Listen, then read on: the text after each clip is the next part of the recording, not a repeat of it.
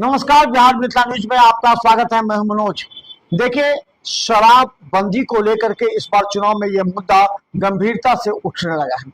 लेकिन बता दें, शराब के कारण शराब कारोबारियों का मनोबल इतना बढ़ गया, जो शराब बेचने से या पीने से रोकने वाले पर किस तरह प्रहार होता है।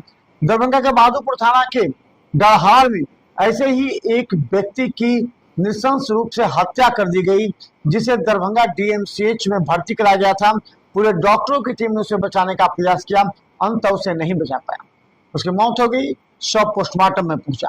कहा जाता है कि उसने कुछ लोगों को शराब बेचने पर रोक लगाने की बात की थी, जिसे लेकर वो तमाम अपराधी तत्व इसके खिलाफ हो गए थे और मौके के तलाश थे।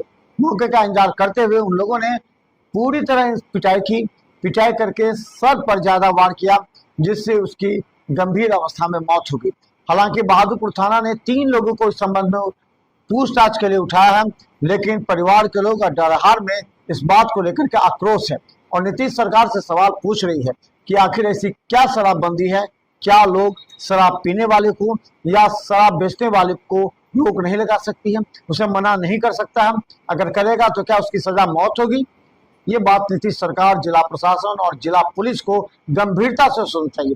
ऐसे अपराधियों पर कड़ी कार्रवाई करनी चाहिए, ताकि आगामी आने वाले समय में इस तरह अगर कोई किसी समझाता है या शराब बेचने या शराब पीने से रोकता है, तो उस पर कोई न उंगली उठे, न उसके साथ कोई मारपीट या कोई घटना।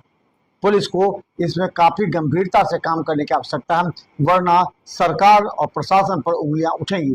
देखिए एक रिपोर्ट। आ रहे थे पापा, ड्यूटी जा रहे थे, तो ये लोग आके पकड़ लिए, मारने लगे पकड़ के। उसी दरमियान ज़्यादा मार दिया। कुछ नहीं था, वो लोग कुछ नहीं, पापा के साथ वो प्लान बना के मार दिया। दारू डीलिंग करता था।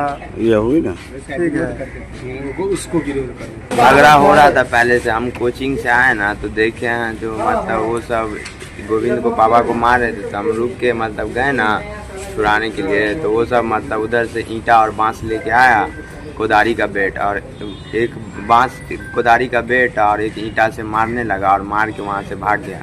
जब तक सब आया ना, तो वो सब भाग चुका था मार के। अरे वो दारू की मतलब सामने घर को बेच रहा था ना, तो मतलब वही मना किए ना, तो वही के कारण आयुष कुमार घर डरहार गणेश था साथ में ही। और जब पापा नहीं थे और जब पापा को कपार फूटा, तब उसी कुछ मिनट पहले लाइन कटा, तो उसी चीज का जहाँ पे जो छुड़ा रहा था ना, छुड़ा 1-2 आदमी जो कर रहा था, वो लोग भी मारने लगा पापा को।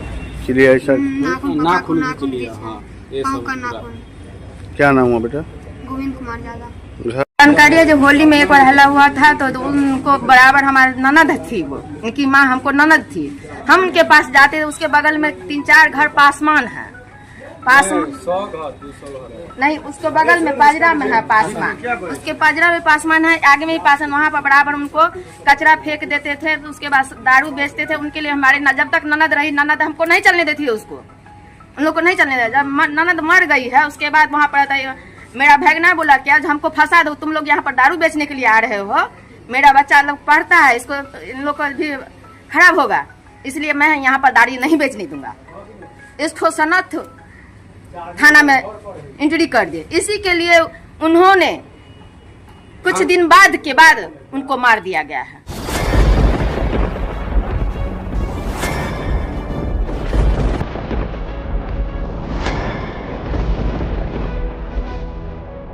हम जीविका के सीआरपीसी 10 साल 12 साल से एको गो पाई ना हमरा के दरमाहा घरे घरे।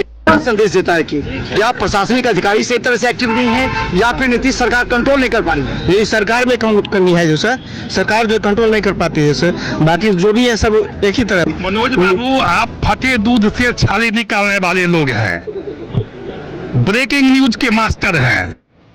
गरीब का ये सब गरीब का है ही नहीं, शासन सत्ताकार आदमी है, ये सब बर्बाद कर दिया बिहार को। तो निश्चित तौर पर केंद्र में भी हमारी सरकार होती है, बिहार में भी हमारी सरकार होती है, तो पलटू राह में फिर पलट जाते हैं।